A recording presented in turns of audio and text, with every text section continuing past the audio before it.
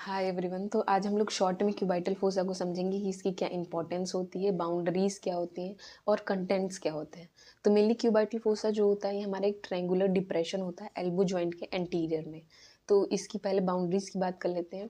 तो इसका जो बेस होता है, जो ह्यूमरस के दो कॉन्डाइल्स होते हैं, उनके बीच में अगर हम इमेजिनरी लाइन ड्रॉ करेंगे तो वो हमारे क्यूबाइटल फोसा का बेस बनाता है।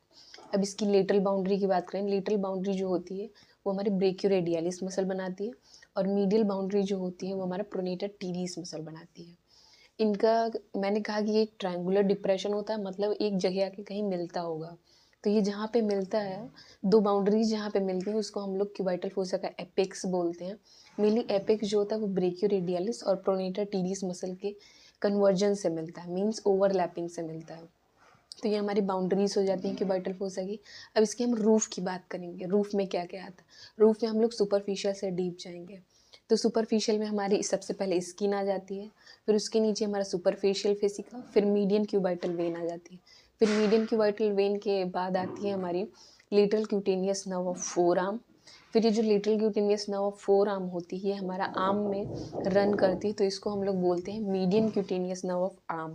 फिर इसके बाद हमारा आ जाता है डीप फेसिका आ जाता है, फिर बाइसेप्टल एपोन्यूरोसिस आ जाता है। तो ये हमारे रूफ हो जाते हैं क्यूबाइटल फोसा की।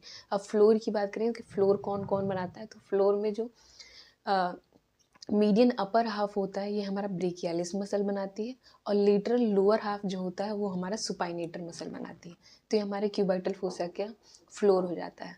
अब इसकी क्लिनिकल इंपॉर्टेंस की बात करें तो मेनली क्यूबाइटल फोसा को हम लोग आईवी इंसर्ट करने के लिए और आर्टीरियल ब्लड प्रेशर को मेज़र करने के लिए यूज़ करते हैं।